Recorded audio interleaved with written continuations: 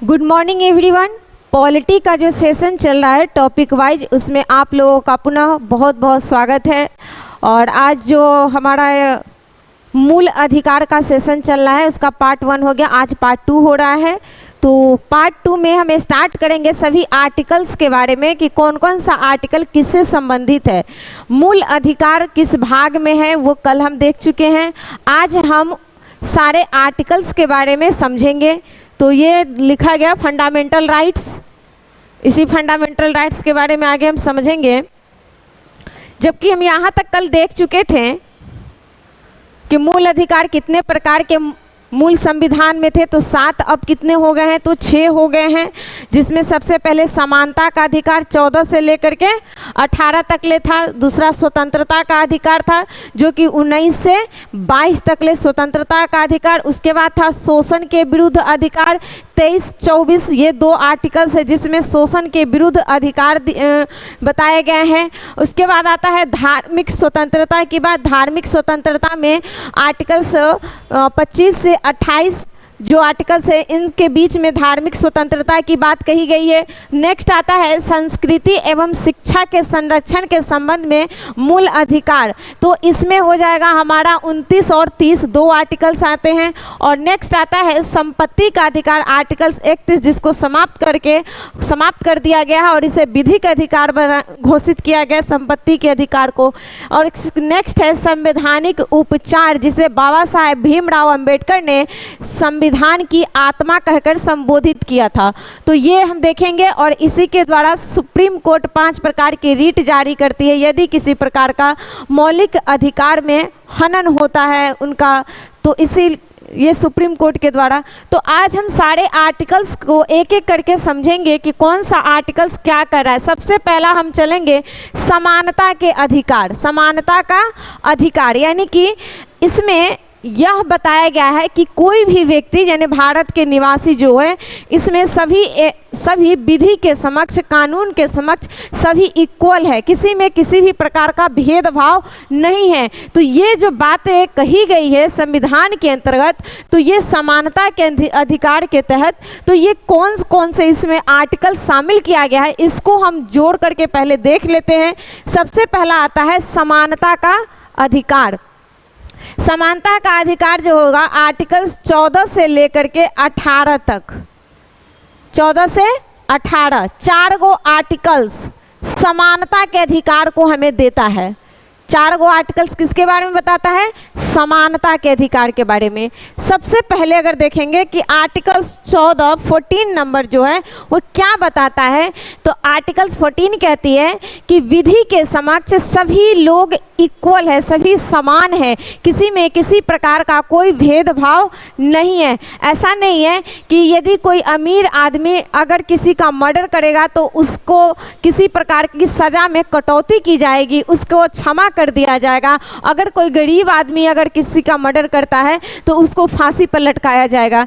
ऐसा नहीं है। अगर कोई एक कुल अपराध करता है, अगर वो कोई भी व्यक्ति हो, तो उस हिसाब से सबके लिए कानून एक समान होगा। तो यही बात यह आर्टिकल 14 कहता है, विधि के समक्ष समानता का अधिकार, कानून के समक्ष न्याय के नज़र में सभी समान है। क्लियर? आर्टिकल्स 15 की बात आती है। आर्टिकल्स 15 भी जो है ना समानता से ही संबंधित है, लेकिन आर्टिकल्स 15 ना 5 प्रकार के समानताओं के बारे में बात करती है। कितनी प्रकार के? 5 प्रकार के मुख्य रूप से समानता के बारे में बात करती है।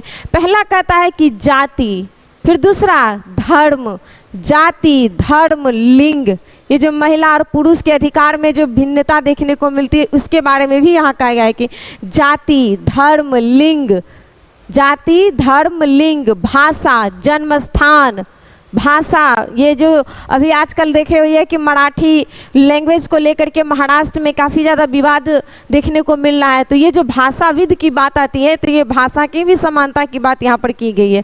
तो यहाँ पर कहा गया 5 प्रकार से क्या कि जाति, धर्म, लिंग और भाषा और वंश, जन्म स्थान। यदि जैसे हम बिहारी कहा जाता है महाराष्ट्र के लोग वहाँ पर जाकर के बिहारी कर करके उसे हीनता के प्रताड़ना के भाव से देखने का जो प्रयास किया जाता है, उसे वहाँ से भगाया जो जाता है। तो ये जो जन्म स्थान के रूप में, यानी कि हम बिहार के क्षेत्र से हैं, ये जो क्षेत्रवाद भावना है, जन्म स्थान के कारण जो हमारे साथ भेदभाव किया जाता है, इसके बारे में भी मूल अधिकार में बताया गया है कि हमें इस आधार पर भी समानता होनी चाहिए। इसके विरुद्ध यदि कोई काम करेगा तो उसके लिए भी कानून है। तो ये 5 प्रकार के भेदभाव से मनाही करता है, मूल अधिकार में मनाही किया गया है। किसके आधार पर भेदभाव नहीं करने के लिए कहा गया है? तो जन्म के आधार पर, जन्म के आधार पर, वंश के आधार पर। यदि कोई गांधी जी का बेटा है, अगर पोता है उनका, उनके वंश का है, तो ऐसा नहीं है कि उनके लिए कोई अलग कानून होगा, मेरे लिए अलग कानून होगा। यानी जाति और वंश के आधार पर भी भेदभाव नहीं करना है, लिंग के आधार पर भी भेदभाव नहीं करना है। ऐसा नहीं कि महिलाएं तो उनके कोई अधिकार नहीं है, पुरुष है तो उनका अधिकार है, ट्रांसजेंडर का अधिकार नहीं है। तो ये लिंग के आधार पर भी किसी प्रकार के भेदभाव करने से मना किया गया है। तो ये हम समझेंगे 5 प्रकार में। सबसे पहला जाति, धर्म, लिंग और वंश और स्थान, ये 5 प्रकार के भेदभाव करने से, इस 5 प्रकार के भेदभाव के करने से मना किया गया है मूल अधिकार के तहत। किस आर्टिकल्स में? 15 में। 14 में क्या कहता है? सभी लोग कानून के समक्ष समान हैं। 5वां में देखिए, एक याद भी आप रख सकते, 14 मतलब 4 शब्द, 4 शब्द में क्या कहा गया है? तो विधि के समान होंगे, सब एक समान रहेंगे। और 15 में क्या कहा गया? 5 गो भेदभाव नहीं करेंगे। कौन कौन था? जाति, धर्म, लिंग, स्थान और वंश के आधार पर। उसके बाद 16 क्या कहता है? समान अवसर की बात करता है। समान अवसर का मतलब क्या हुआ कि यदि किसी प्रकार के सेवा, नौकरी में सभी को समान अवसर दिया जाएगा। ऐसा नहीं है कि किसी व्यक्ति के साथ भेदभाव किया जाएगा, सभी के लिए समान अवसर है, योग्यता के अनुसार सभी को यहाँ पर नौकरी दी जाएगी, सेवा में शामिल किया जाएगा। लेकिन कुछ विशेष परिस्थिति यहाँ पर जोड़ा गया है, जिसमें 16 का ए और 16 का बी करके 1 और 2 करके, जिसमें कहा गया है कि आरक्षण का जो प्रावधान आता है ये इसी के तहत यहाँ पर, क्योंकि आरक्षण भारत में सकारात्मक चीज़ों को सकारात्मक चीज़ों को दर्शाता है, न कि नकारात्मक चीज़ों को। क्योंकि आरक्षण उन लोगों के लिए है जो समाज में दबे कुचले हैं, वर्ग है, उनको मुख्य धारा में लाने के लिए आरक्षण का प्रावधान किया गया। तो इसीलिए ये एक सकारात्मक विचारधाराओं से है, सकारात्मक इंडिकेशन के लिए जोड़ा गया है। तो यहाँ पर कुछ विशेष है, खास तौर पर एक ये कि समाज के जो व्यक्ति जाति के आधार पर पिछड़े रह गए हैं भारतीय समाज में, उसे मुख्य धारा में जोड़ने के लिए आरक्षण जैसा प्रावधान किया गया है। इसके साथ ही महिलाओं के लिए भी, जो महिलाएं पीछे हैं, उसे भी भारत के विकास में मुख्य धारा में लाने के लिए भी कुछ आरक्षण का प्रावधान किया गया है। तो ये एक विशेष तौर पे उसका अलग से है, लेकिन ऐसे सभी के लिए समान अवसर की बात कहा गया है आर्टिकल 16 में। तो आर्टिकल 16 में नौकरी में सभी को समानता की बात करती है। आर्टिकल 17 कहता है अस्पृश्यता का अंत हो। अस्पृश्यता का मतलब छुआछूत, ये जैसे नहीं कहते हैं हम छुएंगे तो छुआ जाएगा, तो ये 17 में अस्पृश्यता का अंत किया गया है। तो आर्टिकल 17 अस्पृश्यता का अंत। पहले होता था बहुत ज़्यादा ये चीज़, छुआछूत वाला प्रावधान बहुत ज़्यादा था, अब तो थोड़ा सा कम हो गया है हमारे समाज में अब, लेकिन पहले ये बहुत ज़्यादा थी। इसीलिए इन चीज़ों को यहाँ ऐड किया गया कि छुआछूत की जो ये भारतीय समाज में इतनी बड़ी एक कह सकते हैं विडंबना आज भी मौजूद देखने को मिल रहा है, तो इसीलिए इनको शामिल किया गया कि छुआछूत जैसे भावनाओं का अंत होना चाहिए। ये समाज के हित के लिए नहीं है और नहीं तो राष्ट्र के विकास के लिए सही है। इसीलिए अस्पृश्यता को समाप्त करने की बात कहता है मूल अधिकार में, समानता के अधिकार के तहत। किसमें? आर्टिकल्स 17 में। तो 14 क्या कहा? सभी व्यक्ति कानून के समक्ष समान हैं। 15 क्या कहा? 5 प्रकार के चीज़ों से हमें भेदभाव नहीं करना है। किसके किसके आधार पर? तो जाति के आधार पर, धर्म के आधार पर, वंश के आधार पर, लिंग के आधार पर और स्थान के आधार पर। ये हो गया। 16 कहता है सभी को नौकरी में समान नियोजन में सभी को समान अवसर प्रदान किया जाएगा। 17 कहता है अस्पृश्यता का अंत होगा, समाप्त कर दिया जाएगा, अस्पृश्यता जैसी भावनाओं का अंत होना चाहिए। तो ये आर्टिकल्स 17 में कहा गया है। और आर्टिकल्स 18 क्या कहता है 18 कि उपाधियों का अंत होना चाहिए। उपाधि का मतलब क्या होता है कि कुछ विशेष वर्ग के द्वारा कुछ विशेष उपाधियां प्रदान की जाती हैं, तो ये जो उपाधि है इसका अंत होना चाहिए। और साथ ही साथ इसमें यह भी कहा गया है कि कोई व्यक्ति विदेशी जो कुछ उपाधि अन्य देश के द्वारा जो दिया जाएगा किसी भी व्यक्ति को उपाधि, तो वो व्यक्ति उसे तब तक ग्रहण नहीं कर सकता जब तक राष्ट्रपति उस पर सहमति नहीं देते हैं। तो राष्ट्रपति के बिना सहमति के भारत के कोई भी नागरिक विदेश से किसी भी प्रकार की उपाधि को ऐसे ही ग्रहण नहीं कर सकते हैं। राष्ट्रपति यदि उस पर सहमति जताते हैं तो जाकर के वह उपाधि धारण कर सकता है। तो ये जो विशेष प्रकार की उपाधियां दी जाती थी पहले, राय बहादुर, फिर उसके बाद क्या है तो नाइटहुड, ये जो सर, इस तरह के जो उपाधियां होती हैं, ये उपाधियों के बारे में कहा गया। यहाँ पर उपाधियों का अंत होना चाहिए। उपाधि लिया जाएगा जब राष्ट्रपति जब तक उस पर मुहर नहीं लगाती है, उसकी सहमति व्यक्त नहीं करती है, तब तक हम उपाधि को ग्रहण नहीं कर सकते हैं। और इसके साथ ही साथ इसमें यह भी कहा गया है कि जैसे डॉक्टर, इंजीनियर, वकील, ये इस तरह का जो एक उपाधि लगता है, ये सरनेम आता है, इसके बारे में उसके लिए कोई दिक्कत नहीं है, वो लगा सकते हैं। तो ये उपाधि अलग आ जाता है इसमें। तो ये क्लियर हो गया समानता का अधिकार। समानता के अधिकार आर्टिकल्स 14 से लेकर के 18 तक ले। अब हम आते हैं, दूसरा हमारा है स्वतंत्रता का अधिकार। दूसरा हमारा क्या कहता है, स्वतंत्रता का अधिकार। देखिए स्वतंत्रता का अधिकार जब बात आएगी तो आर्टिकल्स 19 से लेकर के 22 तक ले, आर्टिकल्स 19 से 22 तक ले स्वतंत्रता के अधिकार के बारे में बताया गया है। सबसे पहले आर्टिकल्स 19 के बारे में अगर हम देखेंगे तो केवल आर्टिकल्स 19 में ही लगभग 7 प्रकार के स्वतंत्रता की बात की गई है। आर्टिकल्स 19 में क्या कहा गया है, 7 प्रकार के स्वतंत्रता। वो 7 प्रकार के स्वतंत्रता कौन कौन से हैं उसको हम एक एक करके देख सकते हैं। सबसे पहले कहा गया कि आर्टिकल्स 19 में कई प्रकार के स्वतंत्रताओं का प्रावधान किया गया है। अगर आर्टिकल्स 19 के ए के पहला अगर ABCD करके इसको जोड़ा गया है, ए में क्या कहा गया है, विचार।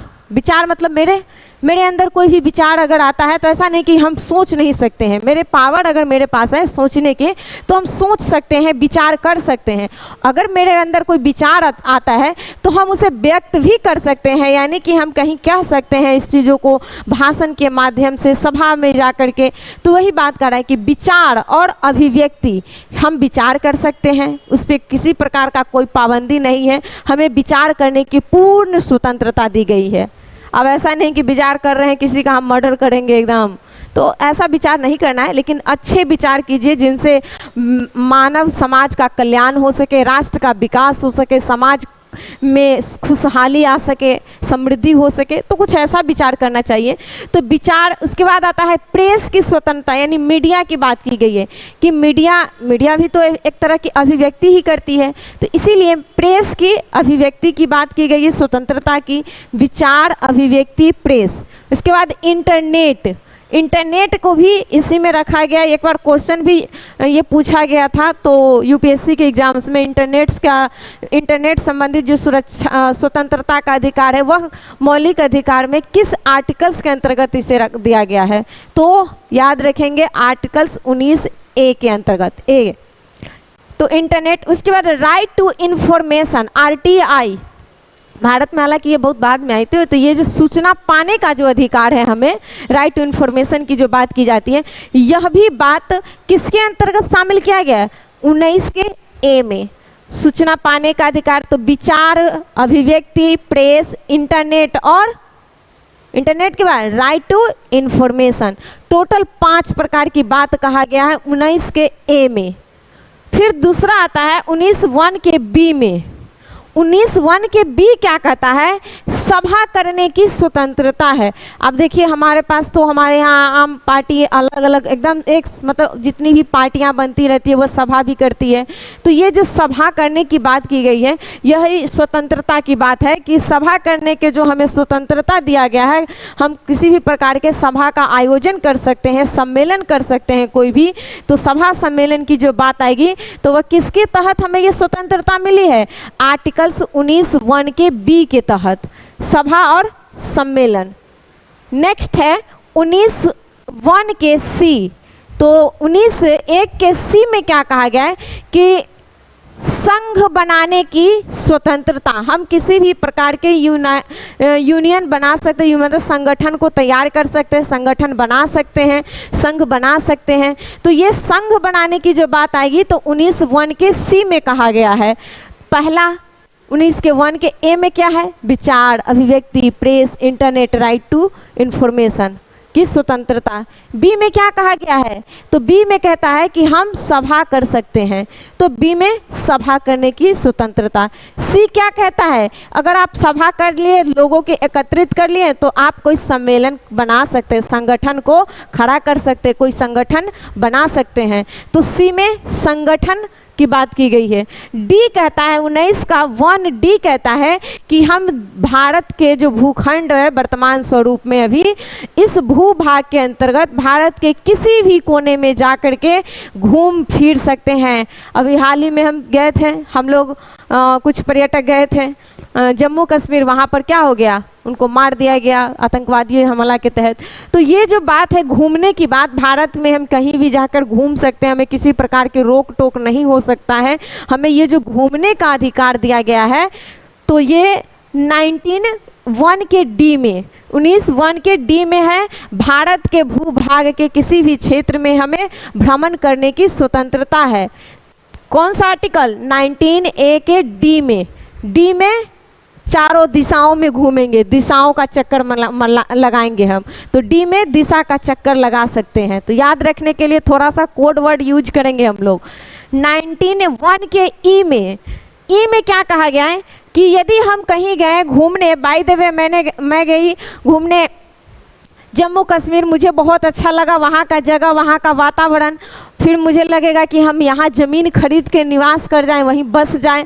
तो ये बसने की जो बात आती है, जब भी बसने की बात आएगी तो ये हमें जो स्वतंत्रता है, भारत के किसी भी राज्यों में जाकर हम बस सकते हैं, किसी भी कोना में जाकर निवास कर सकते हैं। तो निवास करने की जो बात की जाएगी वह 19(1) के ई में हम क्या करेंगे? किसी भी भारत के किसी भी कोना में जाकर निवास कर सकते हैं।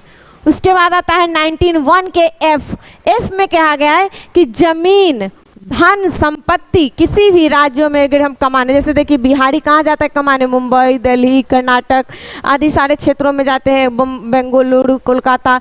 तो ये सब जो क्षेत्र है वहाँ पर वो लोग जाते हैं कमाने, धन संग्रह वहाँ करते हैं, अपना कमा करके पैसा संचित करते हैं, बचाते हैं।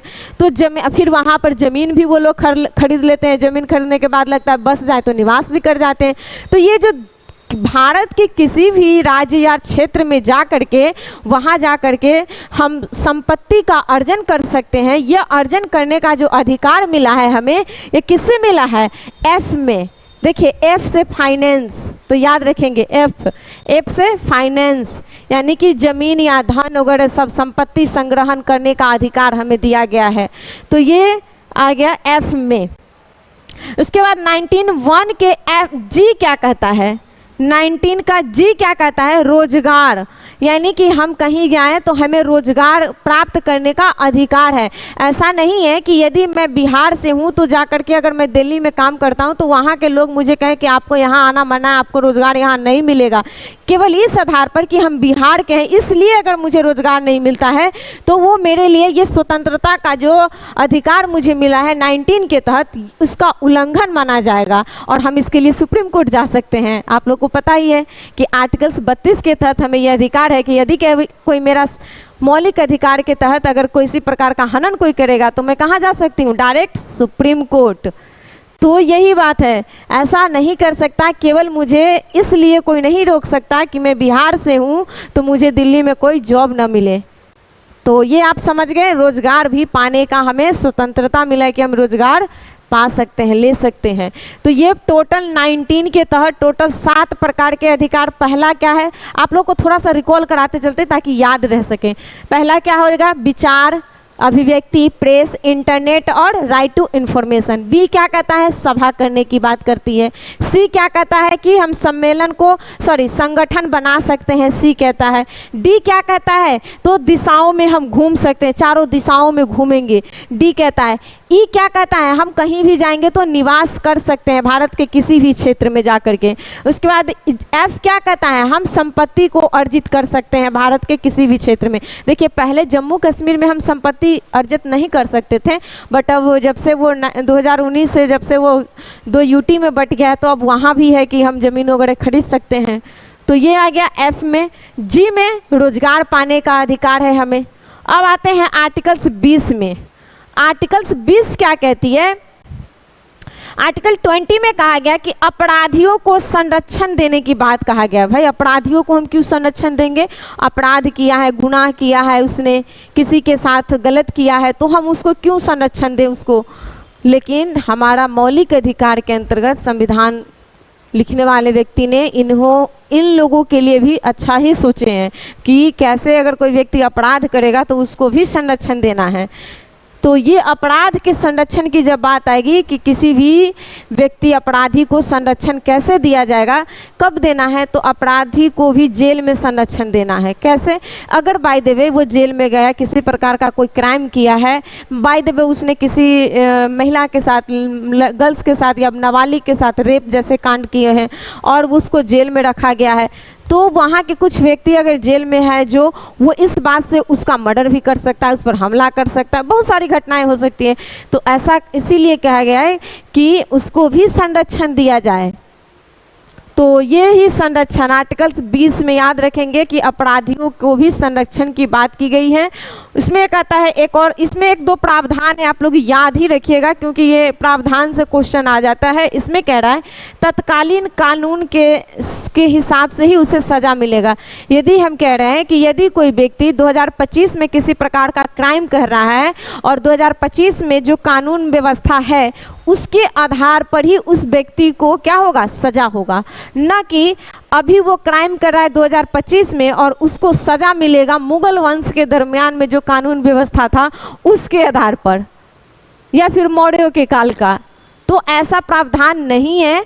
यह कहा है कि जब व्यक्ति क्राइम कर रहा होगा, कोई व्यक्ति क्राइम किया, उसी टाइम जो कानून व्यवस्था चल रहा है, जो कानून है, उसी कानून के हिसाब से उसको सजा दिया जाएगा। राइट, सही। अब आते हैं कि एक गलती का एक ही सजा। यदि कोई व्यक्ति एक गलती किया है, एक क्राइम किया है, एक अपराध किया है तो उसको एक ही सजा मिलेगा। ऐसा नहीं कि उसने किसी एक व्यक्ति का मारा है तो उसको 5 बार उसको फांसी पर धर के लटकाएंगे, फिर बांधेंगे, फिर उतारेंगे, फिर बांधेंगे, फिर कि 5 बार इसको लटकाओ। तो ऐसा नहीं है, एक गलती के लिए एक ही सजा का प्रावधान किया गया। डबल गलती करेगी तो फिर डबल सजा उसको, लेकिन एक गलती की एक सजा। जिस समय क्राइम करेगा जिस समय वो क्राइम करेगा उस समय के अनुसार उसको सजा मिलेगा। उसके बाद गवाही देने के लिए बाध्य नहीं करेगा। यदि कोई क्राइम किया है, कोई व्यक्ति है, गुनाह किया है और तो उसको अपने खिलाफ ही गवाही कर देने के लिए, अपने खिलाफ गवाही देने के लिए उसे बाध्य नहीं किया जाएगा, फोर्स नहीं उस पर डाला जाएगा, किसी प्रकार का दबाव नहीं डाला जाएगा। ये बात इसमें कहा गया आर्टिकल्स 20 में। तो आर्टिकल 20 में क्या है, अपराधियों को संरक्षण देना है। साथ ही साथ और क्या कहा गया है, एक गलती की एक सजा, और जिस समय वो गलती कर रहा होगा, क्राइम कर रहा होगा, उस समय के जो कानून व्यवस्था होगा उसके अनुसार ही उसको सजा मिलेगा। तो ये सारा गवाही देने के लिए फोर्स भी नहीं करना है। तो ये सारा प्रावधान किस में है, 20 में। अब आते हैं आर्टिकल्स 21। आर्टिकल्स 21 कहता है प्राण एवं दैहिक स्वतंत्रता, अर्थात प्राण मतलब हमारा कोई शरीर से प्राण नहीं निकाल सकता है। ये गुनाह है, ये अपराध है, ये क्राइम है, हमारे मौलिक अधिकार का हनन है। तो ये हो गया प्राण। और दैहिक मतलब हमारे देह का, शरीर का किसी प्रकार का कोई नुकसान नहीं पहुंचा सकता है। जैसे कोई आदमी अगर कह दे कि प्राण तो हम तुम्हारा थोड़ी ना लिए, लेकिन मेरा वो हाथ काट के लेके चला जाएगा, तो क्या वो अपराध नहीं है? तो वो भी अपराध है। यानी कि प्राण एवं दैहिक स्वतंत्रता, हमारा कोई मर्डर नहीं कर सकता है। साथ ही साथ हमारे शारीरिक नुकसान की बात जब आएगी तो हमारे शरीर में किसी प्रकार का नुकसान कोई नहीं पहुंचा सकता। यदि कोई ऐसा करता है तो वह मौलिक अधिकार के अंतर्गत वह अपराध होगा और उसके लिए उसको सजा मिलेगा, दंड मिलेगा। तो ये प्राण एवं दैहिक स्वतंत्रता किसमें है? आर्टिकल्स 21 में। तो आर्टिकल्स 21 कह रहा है। उसके बाद आता है शिक्षा। देखिए अब इसमें ना प्राण एवं दैहिक स्वतंत्रता, हालांकि और अभी हम बस समझा रहे हैं आपको कि कौन कौन से आर्टिकल्स में किस चीज़ की व्याख्या की गई, फिर आगे और इसमें कुछ कुछ पॉइंट है बाद में जो जोड़ा गया या कुछ ऐसा हम बताएंगे। पहले 21 में प्राण एवं दैहिक स्वतंत्रता, आर्टिकल्स 21 के ही क में जोड़ा गया है शिक्षा का अधिकार। पहले भारतीय संविधान के मूल संविधान में अगर बात करें तो शिक्षा का पाने का अधिकार मूल अधिकार में शामिल नहीं था, लेकिन इसे 86 नंबर का संविधान संशोधन 2002, 86 नंबर संविधान संशोधन 2002 के द्वारा शिक्षा पाने के जो अधिकार है उसे मूल अधिकार में ऐड कर दिया गया। वो भी किस आर्टिकल में? आर्टिकल 21 में। किसमें? आर्टिकल्स 21 के क में इसे ऐड किया गया है। और इसमें ये जो शिक्षा पाने का अधिकार है इसे लागू कब किया जाता है? तो 1 अप्रैल 2010 को, 1 अप्रैल 2010 को इसे लागू कर दिया जाता है। और इसी आर्टिकल्स 21 में एक और ऐड किया गया, क्या? तो निजता के अधिकार। यानी कि हर व्यक्ति का पर्सनल लाइफ कुछ होता है, तो ये जो पर्सनल लाइफ की बात किया गया है तो इसी पर्सनल लाइफ में निजता की जो बात आती है तो इसको भी इसी आर्टिकल्स 21 में ऐड किया गया। और यह 2016 में इसको ऐड किया गया। कब ऐड किया गया? 2016 में। तो आर्टिकल्स 21 में पहले से ही था प्राण एवं दैहिक स्वतंत्रता, यानी कि मेरा किसी प्रकार का कोई प्राण हरण नहीं कर सकता, साथ ही साथ मेरे शारीरिक नुकसान को भी कोई नहीं कर सकता, मेरे शरीर को भी किसी प्रकार का कोई नुकसान नहीं कर सकता। साथ ही इसमें 2 और ऐड किया गया, एक शिक्षा पाने का मूल अधिकार होना चाहिए और तीसरा नेक्स्ट निजता का अधिकार। अब आता है आर्टिकल्स 22। आर्टिकल्स 22 में क्या कहा गया है? गिरफ्तारी से संरक्षण। जैसे कोई व्यक्ति क्राइम कर लेगा और तो उसके लिए उसको तो गिरफ्तार किया जाएगा। तो गिरफ्तार ऐसा नहीं है कि कोनो आदमी के घर में आप चले जाइएगा, बोलिएगा कि आपको गिरफ्तार करते हैं, ले जाएंगे पकड़ के जेल में डाल देंगे, ऐसा नहीं होता है। तो अगर कोई व्यक्ति क्राइम किया है बाय द वे, तो उसको जब कोई गिरफ्तार करने के लिए जाएंगे तो क्या होगा? वहाँ पे उसको वारंट दिखाना होगा। जब भी किसी को गिरफ्तार किया जाएगा तो उससे पहले उसको वारंट दिखाया जाएगा कि आपके नाम का वारंट जारी हुआ है और आपको इस कारण से गिरफ्तार किया जा रहा है, तो जाकर के वह गिरफ्तारी होगी उसकी और फिर वो लेकर के उसको जा सकता है। तो ये गिरफ्तारी से संरक्षण। नहीं तो ऐसा होगा कि किसी के भी घर में कोई जला जाएगा, उसको पकड़ के लेके जेल में डाल देंगे, ऐसा नहीं। जब तक सरकार के द्वारा वारंट जारी नहीं होगा उसके नाम के गिरफ्तारी के, तब तक उसे गिरफ्तार नहीं किया जाएगा। तो आर्टिकल्स 22 वही कहता है कि गिरफ्तारी से संरक्षण की बात की गई है। और इसमें एक और बात कहा गया कि यदि किसी व्यक्ति को गिरफ्तार कर लिया गया, यानी कि वारंट जारी किया गया है, उसको गिरफ्तार कर लिया गया, तो गिरफ्तार करने के बाद उसको 24 घंटा के अंदर, देखिए आने जाने का जो ट्रेवलिंग टाइम है, ट्रेवल करने का जो टाइम है, उसको छोड़ करके गिरफ्तार किया गया 100 टाइम, और उसके बाद 24 घंटा उसको ऐड कीजिए, केवल उसमें आने जाने का टाइम को छोड़ करके उस बीच में 24 घंटा के अंदर उसे मजिस्ट्रेट के सामने प्रस्तुत करना है। अगर ऐसा नहीं करेगा तो फिर उसके लिए कानून व्यवस्था है वो देखा जाता है। तो ये 24 घंटा के अंदर में यदि किसी व्यक्ति को गिरफ्तार किया जाएगा तो उसे मजिस्ट्रेट के सामने प्रेजेंट करना होगा। फिर आता है पसंद का वकील। बाय द वे कोई व्यक्ति क्राइम किया, क्राइम करने के बाद उसके नाम का वारंट जारी हुआ, वारंट जारी होने के बाद उसे पकड़ के जेल में डाला गया है, उसे मजिस्ट्रेट के पास भी ले गया गया, तो फिर क्या होगा कि उसको अब अपने बचाव में काम करना होगा। जो क्राइम किया है वो अपने बचाव के लिए तो कुछ काम करेंगे ना, तो वो अपने बचाव के लिए अपने पसंद का कोई भी वकील को रख सकता है अपने बचाव करने के लिए, उस पर मुकदमा चलेगा। तो ये बात है कि पसंद का वकील अगर कोई रखता है तो ये अधिकार किसके द्वारा दिया गया? आर्टिकल्स 22 के द्वारा। इसीलिए आप देखते हो यह कि भारत में ना बहुत सारे लोग ऐसे भी हैं जो बड़े से बड़े घिनौना अपराध किए हैं, लेकिन उसके लिए भी, उसके बचाव के लिए भी वकील खड़ा हो जाता है। ऐसे ऐसे मतलब, तो किसके कारण ऐसा हो रहा है? आर्टिकल्स 22 के ही कारण, क्योंकि ऐसा प्रावधान किया गया हमारे मूल अधिकार आर्टिकल 22 में कि कोई अपराधी अगर रहेगा तो उसके बचाव के लिए वो अपने पसंद का वकील खड़ा कर सकता है, ला सकता है चुन करके। तो वो उसकी अपनी निजी राय होगी कि वो किसको चुनेगा। तो ये हो गया स्वतंत्रता का अधिकार। स्वतंत्रता का अधिकार 19 से लेकर के 22 तक ले। 19 में कितने हैं? 7। और फिर 19 के बाद 20 में क्या कहा गया है? तो 20 में कहा गया है अपराधियों को संरक्षण देना।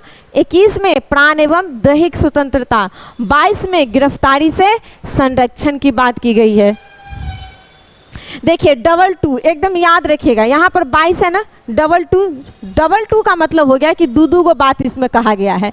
तो दू को बात क्या कहेगा? एक बात हो गया इसमें। इसका एक कहना का उद्देश्य है कि अगर किसी को गिरफ्तार करेंगे तो 24 घंटा के अंदर में मजिस्ट्रेट के पास लाएंगे। नेक्स्ट 2 का मतलब क्या हो गया कि इसको पसंद का वकील रखने का अधिकार है। तो डबल टू का मतलब इसमें 2 पॉइंट है, ठीक है। अपराधियों को संरक्षण के बाद जो कहा गया है इसमें गिरफ्तारी से संरक्षण के बारे में, तो गिरफ्तारी के संरक्षण में 2 पॉइंट, एक 24 घंटा में प्रेजेंट करने का और दूसरा उसको अपने पसंद का वकील रखने का, ठीक है। यहाँ पर बहुत लोगों को कन्फ्यूजन हो जाता रहता है। 20 में भी बहुत कम कन्फ्यूजन होता है क्योंकि दोनों में अपराधी के बारे में बात किया गया है। यहाँ पर 20 में क्या है? अपराधी के संरक्षण है। तो इसमें कहा गया कि जैसा जिस समय वो अपराध करेगा उस हिसाब के कानून लागू होगा उस पर। एक बार गलती करेगा तो एक सजा उसको मिलेगा। अपने खिलाफ वह गवाही नहीं देगा, उसको फोर्स नहीं किया जाएगा, दे सकता है लेकिन उसको फोर्स नहीं किया जाएगा। नेक्स्ट कह रहा है कि शोषण के विरुद्ध अधिकार। शोषण के विरुद्ध यानी कि हमारा कोई शोषण नहीं कर सकता है, इसके बारे में भी मूल अधिकार में बताया गया है 23 में और 24 में। 23 क्या कहता है? बलात् श्रम पर प्रतिबंध लगाया गया है। बलात् श्रम का क्या मतलब होता है कि यदि हम किसी व्यक्ति से काम करवा लेते हैं और उसके बदले में उसे पारिश्रमिक नहीं देते, अर्थात उसको हम उसके काम का पैसा नहीं दिए, तो वही कहलाता है बलात् श्रम। पहले ऐसा बंधुआ मजदूरी जैसे होता था कि काम करवाते थे, वही मेरे घरे रहेगा, उसको कोई पैसा कौड़ी नहीं दिया जाता था। तो उसी प्रकार की व्यवस्था को यहाँ पर रोक लगाने की बात की गई है। बलात् श्रम यानी कि कोई व्यक्ति श्रम करेगा लेकिन उसके अगर कहीं वो श्रम करता है तो उसको फ्री में नहीं काम करवाना है उससे, उसके लिए एक उसका मूल वैल्यू निर्धारित रहेगा, उसका पेमेंट कितना होना चाहिए वो निर्धारित होगा और वो उसको देना पड़ेगा। तो ये बलात् श्रम के बारे में बताया गया है कि बलात् श्रम पर रोक लगाया गया है, फ्री में काम नहीं करवाना है किसी से भी। आर्टिकल 23 में ये। आर्टिकल 24 में क्या कहता है? बच्चों से खतरनाक काम नहीं करवाना है। भाई कहाँ पर? तो किसी भी प्रकार के उद्योग या कारखाना जो होता है उसमें काफ़ी ज़्यादा डेंजरस काम हो सकते हैं, तो उन सारे कामों में बच्चों को नहीं लगाया जा सकता है। तो ये बात कहा गया कहाँ पर? तो आर्टिकल 24 में। शोषण के दोनों विरुद्ध है, क्योंकि आप एक व्यक्ति से अगर काम करवाते हैं और उसका पैसा नहीं देते हैं तो वो भी उसका शोषण है। और बचपन में पढ़ने के समय में, खेलने के समय में उसको अगर आप किसी बड़े खतरनाक कारखानाओं में काम पर लगा देते हैं तो उसकी जो बचपना है वो समाप्त हो जाएगी। तो इसीलिए इस पर उसका भी एक तरह का शोषण है, क्योंकि उसका मेंटली और शारीरिक रूप से उसका विकास अभी नहीं हुआ है उस तरह के काम को करने के लिए। तो इसीलिए यहाँ पर शोषण के खिलाफ के अपराध में ही 24 नंबर का जो आर्टिकल है यह बताता है कि बच्चों को खतरनाक काम करने से रोका जाए। तो ये हो गया शोषण के विरुद्ध 23 और 24। नेक्स्ट आता है हमारा धार्मिक स्वतंत्रता। क्या आता है? धार्मिक स्वतंत्रता। धार्मिक स्वतंत्रता की जब बात आएगी तो इसमें हो जाएगा 25 से 28। धार्मिक स्वतंत्रता में कौन कौन से आर्टिकल? 25 to 28 यानी 25 से 28 तक ले जितने भी आर्टिकल्स है, इस सारे आर्टिकल्स के अंतर्गत धर्म के संबंध में स्वतंत्रता की बात की गई है। देखिए आर्टिकल्स 25 से शुरू करते हैं। आर्टिकल्स 25 में कहता है व्यक्तिगत धार्मिक स्वतंत्रता। व्यक्तिगत धार्मिक स्वतंत्रता का मतलब हुआ कि हम धर्म मानना और न मानना ये मेरी निजी राय होगी। इसमें किसी भी प्रकार के किसी समाज समूह या किसी भी संगठन का कोई दबाव नहीं होना चाहिए। ये मेरा व्यक्तिगत राय होना चाहिए, मेरा व्यक्तिगत निर्णय होना चाहिए कि हम कौन सा धर्म अपनाएं, कौन सा धर्म को छोड़ें, हम किस प्रकार के पूजा में आस्था में विश्वास करें, वो मेरी निजी राय होगी। तो यही व्यक्तिगत स्वतंत्रता की जब बात आएगी तो आर्टिकल्स 25। आर्टिकल्स 26 कहता है सामूहिक धार्मिक स्वतंत्रता। सामूहिक धार्मिक स्वतंत्रता। आर्टिकल 26 में सामूहिक धार्मिक स्वतंत्रता, इसमें क्या कहा गया है कि समूह में हम किसी प्रकार के धर्म से, कोई भी धर्म से जुड़ा हुआ कोई भी सामूहिक कार्यक्रम जो होगा वो कर सकते हैं। जैसे हम लोग दुर्गा पूजा, छठ, ये सब होता है ना, तो ये ईद मनाते हैं, तो ये सारा जो आता है यही धार्मिक सामूहिक धार्मिक स्वतंत्रता के अंतर्गत हो जाएगा। ये नेक्स्ट आता है 27 नंबर। ये कहता है धार्मिक धन पर टैक्स नहीं लगेगा। यानी कि जो मंदिर है, मस्जिद है, गुरुद्वारा है, इन सभी जगहों पे जो धन संपत्ति पड़ा हुआ है उस पर किसी प्रकार के टैक्स को नहीं लगाने की बात की गई है आर्टिकल 27 में। इसीलिए मंदिर सब में बहुत ज़्यादा खजाना रहता है। तो आप जानते भी हो कि सोमनाथ मंदिर को लूट लिया था गजनबी ने। तो ये जो है ना बात यहाँ पर धार्मिक धन के बारे में, तो यही जो मंदिर, मस्जिद, गुरुद्वारा आदि सारे चर्च वगैरह में जो धन संपत्ति एकत्रित किया गया है उस पर किसी प्रकार के टैक्स लगाने से मना किया गया है धार्मिक स्वतंत्रता के तहत। ऐसा क्यों? क्योंकि देखिए जैसे मान लेते हैं कि कोई मंदिर में पैसा दिया गया, लोग दान के द्वारा ही देते हैं, तो वहाँ पर पैसा है वो ट्रस्ट का पैसा के अंतर्गत हो जाए। अब क्या हुआ कि उस मंदिर के देख रेख, उसका संरक्षण, उसके डेवलपमेंट और उसके साथ ही साथ अन्य धार्मिक जो कार्यक्रम है उन सारे चीज़ों को देखने रखने का काम उसी मंदिर के ट्रस्ट के पैसे से ही होता है। तो ये इसीलिए ऐसा उस पर कोई, क्योंकि वो भी एक तरह का सामाजिक कार्य ही है, समाज की प्रगति और समाज की भलाई के लिए ही कार्य करती है। तो इसीलिए धार्मिक धन पर किसी प्रकार का टैक्स नहीं लगाने की बात क्या गया है किसमें? आर्टिकल्स 27 में। अब आते हैं हम आर्टिकल्स 28 में। 28 क्या कहता है? सरकारी संस्थाओं में धार्मिक शिक्षा नहीं दिया जाएगा। देखिए सरकारी जितने भी स्कूल है उसमें कोई यज्ञ होता है? नहीं होता। कोई नमाज पढ़ता है बैठकर? नहीं। क्यों? क्योंकि हमारा धार्मिक स्वतंत्रता के अंतर्गत यह बात कहा गया है 28 में कि कोई भी सरकारी संस्था जो सरकार के द्वारा चलाई जा रही है, यानी सरकार उसको ऑर्गेनाइज करके उसको पैसा वगैरह सब चीज़ फाइनेंस वगैरह कर रही है, यानी सरकार के द्वारा अगर चल रहा है तो उसमें किसी प्रकार का धार्मिक शिक्षा नहीं दिया जाएगा। ऐसा नहीं है कि हम जाएंगे सरकारी स्कूल में पढ़ने तो हमको बैठा करके लोग महाभारत, गीता, रामायण पढ़ाना शुरू कर देगा, या फिर कुरान वगैरह में पढ़ाना शुरू करके पूजा कैसे करना है, अजान कैसे होगा, गुरुद्वारा की पूजा कैसे होगी। मतलब जितने भी धर्म के अलग अलग की हम बात कर रहे हैं, तो ये जो धार्मिक शिक्षा होती है उसके बारे में कहा गया है कि सरकारी संस्थानों में स्कूलों में धर्म से जुड़ा हुआ किसी प्रकार के शिक्षा नहीं दिया जाएगा। निजी अपना खोल सकते हैं, उसके लिए कोई रोक भी नहीं है, निजी अपना करिए। तो ये हो गया धार्मिक स्वतंत्रता। कितने आर्टिकल्स हो गया? 25 से 28, 4 गो आर्टिकल्स है। 25 में क्या है? व्यक्तिगत स्वतंत्रता, धर्म के संबंध में व्यक्तिगत स्वतंत्रता। 26 में क्या है? समूह में हम जाएंगे, अपना धार्मिक कार्यक्रम मना सकते कोई भी। उसके बाद 27 क्या कहता है? धन पर टैक्स लगाने से रोकता है। कौन सा धन? तो जो मंदिर का धन है, जो गुरुद्वारा का धन है, यानी कि जो धार्मिक धन है उस पर टैक्स लगाने से रोका जाता है। 28 क्या कहता है? कि सरकारी संस्थान में धार्मिक शिक्षा हम नहीं देंगे। नेक्स्ट कहता है संस्कृति एवं शिक्षा के बारे में बात किया गया। संस्कृति एवं शिक्षा से संबंधित मौलिक अधिकार के अंतर्गत कौन कौन सी चीज़ों को शामिल किया गया, सबसे पहले तो उसको देखेंगे। आर्टिकल्स 29 से 13 के बीच में इसके प्रावधान है। आर्टिकल्स 29 क्या कहता है? अल्पसंख्यकों की सुरक्षा की बात करती है। अल्पसंख्यकों की सुरक्षा, देखिए भारतीय संविधान में अल्पसंख्यकों को किसी प्रकार के परिभाषित नहीं किया गया कि अल्पसंख्यक कौन होंगे। तो ये थोड़ा सा ही है कि अल्पसंख्यक भारत में कौन है, इसका डिफिनीशन कहीं संविधान में नहीं मिलता है। संविधान में इसका डिफिनीशन नहीं है।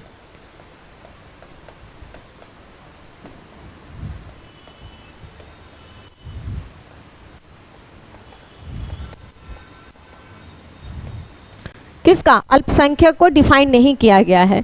लेकिन भारत में अल्पसंख्यक दो आधार पर माना गया है। कौन कौन से? तो भाषा के आधार पर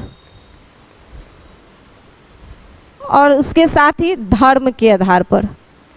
भारत में अल्पसंख्यक दो आधार पर निर्धारित किए जाते हैं, भाषा के आधार पर और धर्म के आधार पर। तो इसमें कहा गया क्या है कि वैसे लोग जो भारत में जिसकी जनसंख्या, जिस भाषा की जनसंख्या 50% से कम होगा, उसमें साथ ही साथ धर्म के बारे में भी वही है कि 50% से जिसकी जनसंख्या कम होगी वह अल्पसंख्यक वर्ग के अंतर्गत शामिल होंगे। इसीलिए भारत में मुस्लिम धर्म के मानने वाले लोगों की संख्या काफ़ी ज़्यादा है, बट 50% नहीं होने के कारण वो आज भी क्या है? अल्पसंख्यक के अंतर्गत आते हैं। तो ये अल्पसंख्यकों की सुरक्षा की बात करता है कौन सा? आर्टिकल्स 29। आर्टिकल्स 29 में अल्पसंख्यकों की सुरक्षा की बात की गई है। और अल्पसंख्यक कितने आधार पर निर्धारित किया गया है? दो आधार पर, भाषा के आधार पर और धर्म के आधार पर। शैक्षणिक संस्थानों में जाने से किसी भी अल्पसंख्यकों को रोका नहीं जाएगा। यानी कि कोई पंडित जी आ जाएंगे, किसी प्रकार का अगर कोई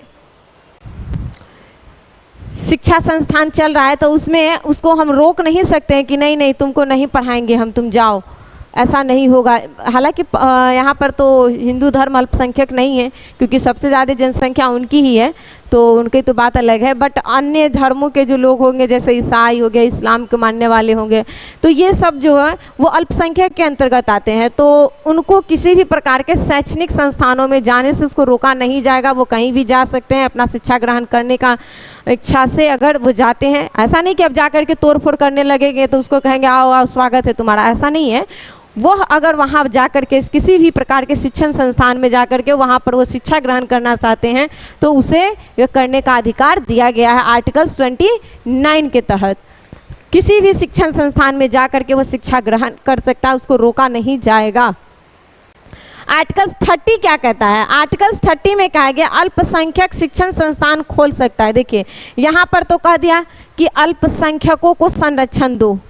अब मन में एक क्वेश्चन आया, अल्पसंख्यक कौन? तो भारत में अल्पसंख्यक कौन है? तो भारत में वो हिंदू को छोड़ करके सब अल्पसंख्यक आता है क्योंकि बाकी सभी की जनसंख्या 50% से कम है। तो एक तो ये आ गया। तो कहा कि दो तरह के लोग यहाँ अल्पसंख्यक है। एक तो वो जो धार्मिक आधार पर जिनकी जनसंख्या कम है 50% से, वो भी है। दूसरा कौन? तो जिन भाषा के आधार पर। तो कहा कि ठीक है, तो ये दो अल्पसंख्यक होगा। ठीक है, समझ में आ गया।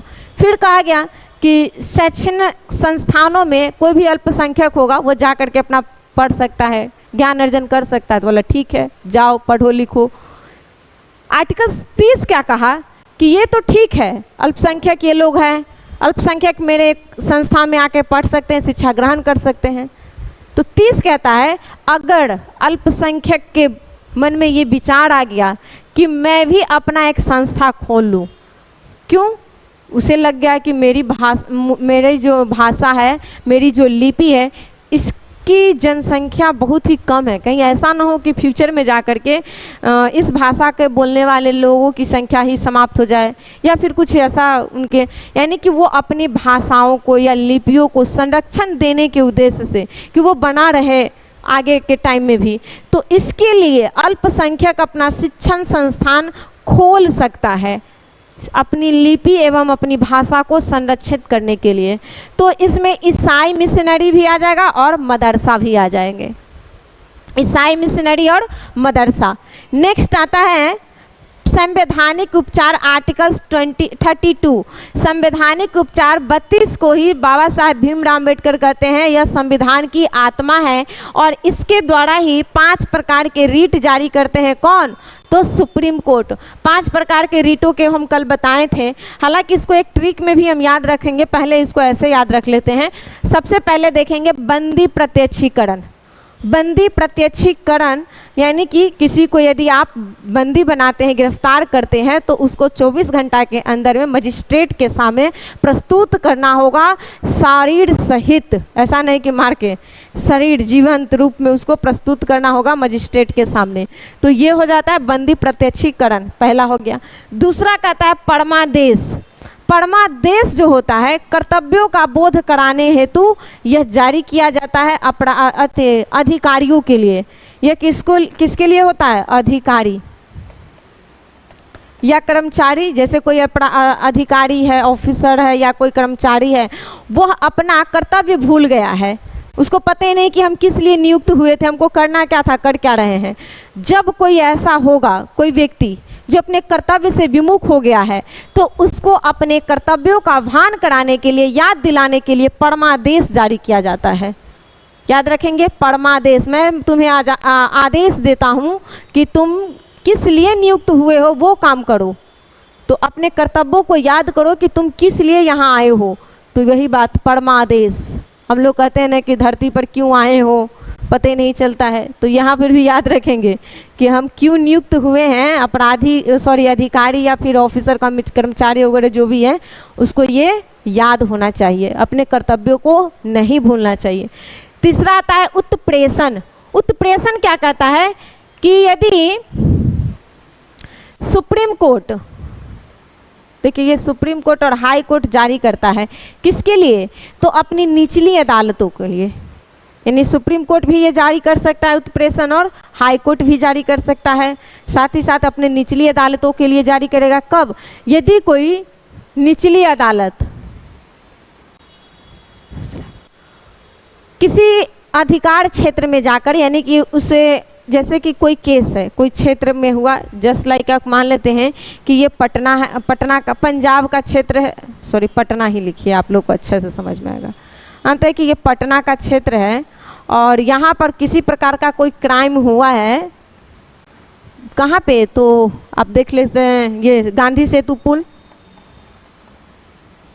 गांधी सेतु पुल, यहाँ पर कोई क्राइम हुआ है और वहाँ पर, तो पटना हाई कोर्ट ने क्या किया, या फिर पटना के यहाँ के पटना हाई कोर्ट ने क्या किया कि इसके बारे में, ये क्राइम यहीं पटना हाई कोर्ट में आया और पटना हाई कोर्ट ने इस पर सुनवाई भी कर लिया और सुनवाई करके फैसला दे दिया। तो बाद में पता चला सुप्रीम कोर्ट को कि यह क्राइम का जो एरिया था, क्षेत्र था, वो पटना हाई कोर्ट के अंतर्गत का था ही नहीं, ये तो अलग जगह का था। तो फिर जा कर के इसको क्या किया जाएगा, इसको इस क्राइम से जुड़े हुए सारे फाइल को सुप्रीम कोर्ट मंगा लेती है और उसके फैसला को रद्द कर देगा। तो उत्प्रेषण लगा करके जो निचली अदालत है, अगर किसी प्रकार का फैसला दे दिया है जो उसके अधिकार में नहीं था, तो उस फैसले को रद्द करने के लिए हाई कोर्ट, यानी उससे ऊपर वाले जो कोर्ट है, वो क्या करेगा, उस उत्प्रेषण लगा के उसे रोक देगा, रद्द कर देगा। तो यही कहलाता है उत्प्रेषण। यानी कि सुप्रीम कोर्ट करेगी तो हाई कोर्ट को, या फिर निचली अदालत, हाई कोर्ट करेगा किसी निचली अदालत को अपने से। तो ये उत्प्रेषण, फैसला को जब रद्द करने की बात आती है। तो उसके बाद आता है प्रतिषेध। प्रतिषेध में क्या होगा, क्षेत्राधिकार से बाहर, यानी कि अपने क्षेत्र के अधिकार से जब कोई बाहर जाकर के काम करने लगता है, तो ये प्रतिषेध लगाया जाता है। किसके द्वारा? तो सुप्रीम कोर्ट एवं हाई कोर्ट के द्वारा। यदि कोई निचली अदालत अपने कार्य क्षेत्र से निकल करके बाहर के कार्य क्षेत्रों में जाकर के इंटरफेयर करने लगेगी, तो वहाँ पर प्रतिषेध लगाया जाएगा। उसको प्रतिषेध यानी रोक दिया जाएगा कि आप यहाँ कहाँ आए, जाइए अपने क्षेत्रों में काम कीजिए। तो यही क्षेत्राधिकार से बाहर जाने पर अगर कोई निचली अदालत अपने क्षेत्राधिकार से बाहर जाकर कार्य करती है तो उसको रोकने के लिए देखिए यहाँ पर फैसला सुना दिया है तो उत्प्रेषण लगा के, यदि फैसला अभी नहीं सुनाई है, कोर्ट अभी काम कर ही रही है, यानी कि अपना उनकी सुनवाई हो ही रही है, तो उसी बीच में यदि पता चल गया तो उसको रोक दिया जाएगा बीच में ही कामों को। तो बीच में काम को रोकने के लिए उत्प्रेषण। अगर फैसला दे दिया गया है तो उसको रद्द करने के लिए क्या हो जाएगा, सॉरी प्रतिषेध, और उसको फैसला को रद्द करने के लिए प्रतिषेध। फैसला रद्द करेंगे हम प्रतिषेध के द्वारा, और अभी मुकदमा चल ही रहा है उसी को रोक देंगे बीच में तो क्या हो जाएगा, प्रतिषेध। बीच में चल रहे फैसला को रोकने के लिए प्रतिषेध, फैसला दे दिया गया उसको रद्द करने के लिए उत्प्रेषण। उसके बाद नेक्स्ट आता है हमारा अधिकार परीक्षा। क्या हो जाएगा, अधिकार परीक्षा। जब योग्यता से बढ़ करके हम कार्य करने लगते हैं, हमारी योग्यता है नहीं, जैसे कि कोई व्यक्ति नियुक्त हुआ कर्मचारी के तौर पर और वो ऑफिसर के तौर पे काम करने लगा है अपनी योग्यता से बढ़ करके, तो वैसे लोगों के लिए कौन सा रिट जारी होगा, अधिकार परीक्षा की। अपने दायरे में रहकर काम करो, अपने अधिकार में आओ, अपनी योग्यता से बढ़कर काम नहीं करो। तो योग्यता से बढ़कर यदि कोई कर्मचारी अधिकारी काम करने लगेगा तो उसके लिए हो जाएगा अधिकार परीक्षा। तो सुप्रीम कोर्ट कितने प्रकार के रिट जारी करेंगे, 5 प्रकार के। अगर हम इसको याद रखें तो एक ट्रिक में भी याद रख सकते हैं।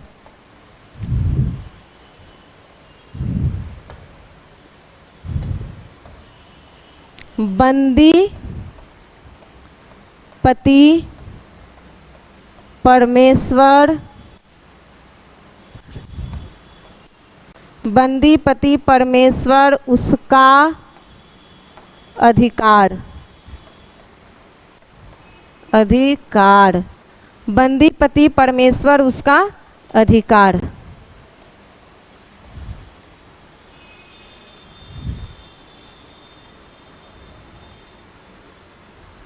बंदी से बंदी प्रत्यक्षीकरण, पति से परमादेश, पति से प्रतिषेध, पति से क्या हो जाएगा, प्रतिषेध। परमेश्वर से परमादेश, उसका से उत्प्रेषण, अधिकार से अधिकार परीक्षा, बंदी से बंदी प्रत्यक्षीकरण,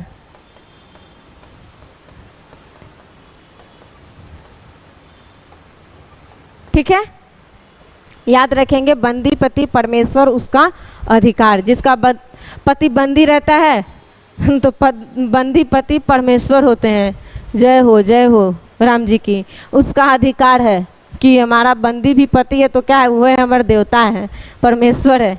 ये कॉन्सेप्ट है, इसको याद रखने के लिए आप लोग ऐसे याद रख सकते हैं। नेक्स्ट कुछ और आर्टिकल्स देखिए। हम अभी आपको लगभग सारे जो अधिकार थे मूल अधिकार के तहत वो सारे अधिकार बता चुके हैं और आर्टिकल्स 32 तक ले हमने क्लियर कर लिया है। अब आते हैं 33 में क्या कहता है। आर्टिकल्स 33 कहता है कि देश हित में प्रतिबंध, मतलब क्यों, ये क्या इसका मतलब हुआ, यानी कि वैसे व्यक्ति जो देश हित के लिए काम कर रहा है, जैसे सेना, गुप्तचर, रॉ एजेंट, ये जो, तो ये आईबी, तो ये जो हमारा है ये सब संस्था है, जैसे सेना, गुप्तचर, रॉ एजेंट, इन सब के अधिकारों को प्रतिबंधित कर दिया गया है। किस लिए, क्योंकि इससे देश की सुरक्षा बनी रह सके।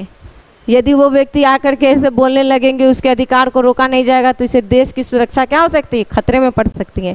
इसीलिए सेना, गुप्तचर, रॉ एजेंट, आईबी, इन सारे जो गुप्तचर संस्थाएं, उन सबके अधिकारों को क्या किया गया है, प्रतिबंधित किया गया है। कौन सा अधिकार, तो वो विचार अभिव्यक्ति वाला जो बात आ जाती है, तो उन सब के अधिकारों पर, मूल अधिकार में कुछ चीज़ों को, कुछ जो मूल अधिकार है उस पर उसे रोक लगा दिया गया है। वो कुछ भी विचार नहीं कर सकते, वो कुछ भी सोच करके बोल नहीं सकते हैं अपने मन में, तो इसीलिए क्या गया। आर्टिकल 34 क्या कहता है, सेना के कानून कहीं भी, अब देखिए मार्शल लॉ, संसद भारत के जो क्षेत्र हैं उसमें कहीं भी लागू कर सकती है। किसके तहत, आर्टिकल 34 के तहत। तो आर्टिकल 34 क्या कहता है कि संसद मार्शल लॉ को भारत के क्षेत्रों में कहीं भी लागू कर सकता है, सेना के कानून को। 34 हो गया। आर्टिकल 35 में जो बात है कि भाग 3 के तहत जो मूल अधिकार वर्णित किए गए हैं उन सारे प्रावधान के बारे में बताता है कौन? आर्टिकल 35। तो ये हमारा मूल अधिकार से जुड़ा हुआ लगभग सारे जो आर्टिकल्स थे वो क्लियर हो गए हैं। देखिए संविधान के भाग 3 आर्टिकल्स 12 से लेकर के 35 तक ले रहा और आज हमने ये सारा क्लियर किया। 12 में क्या है? तो परिभाषा है, मूल अधिकार की परिभाषा, जो हम आपको अभी ही कल के वीडियो में ही आपको बता दिया गया था। तो ये परिभाषा के बारे में है और फिर आगे के बारे में सारा बताया गया है। फिर आपातकाल के बारे में बताया गया है। अब आपातकाल की परिस्थिति में कुछ मूल अधिकार के बारे में बताया गया है कि रोक लगाया जाता है, उसको थोड़ा सा देखते हैं। आपातकाल की स्थिति कब होगी? देखिए भारत में 3 प्रकार के आपातकाल का प्रावधान किया गया है।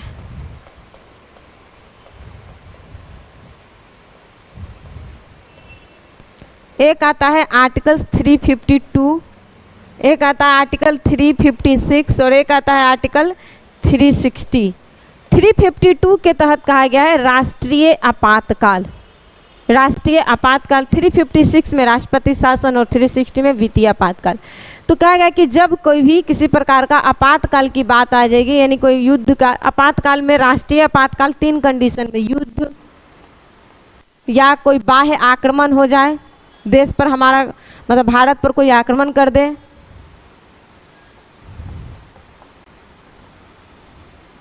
आक्रमण या सशस्त्र विद्रोह हो जाए, तो ऐसे स्थिति में राष्ट्रीय आपातकाल की घोषणा हो जाएगी। जब भी देश में आपातकाल लगेगी तो आर्टिकल 358 यानी कि 358 एक्टिव हो जाता है। क्या हो जाएगा? एक्टिव हो जाएगा। जैसे ही आपातकाल की घोषणा हुआ ऐसे ही तुरंत आर्टिकल 358 एक्टिव होगा। और यह क्या करेगा एक्टिव करके?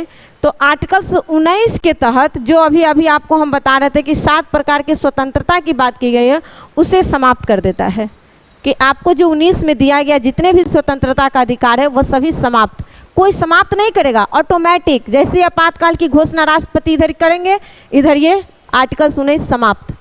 उसके बाद आता है दूसरा कि ये तो ठीक है कि आर्टिकल 19 समाप्त हो गया 358 के तहत, लेकिन और भी तो मूल अधिकार में दिया गया है अधिकार हम लोगों को, तो वो आर्टिकल 19 के अलावा अन्य जितने भी अधिकार है अगर उसको समाप्त करना होगा, उसको रोकना होगा, यानी प्रतिबंधित करना होगा, उसको निलंबित करना होगा, तो क्या होगा? तो उसको निलंबित करने के लिए 359 आर्टिकल 359 लागू किया जाएगा और इसके अंतर्गत यह प्रावधान किया जाएगा कि हम ना आर्टिकल्स अभी 15 को समाप्त करते हैं, मतलब प्रतिबंधित करते हैं, रोक लगाते हैं, निलंबित कर रहे हैं।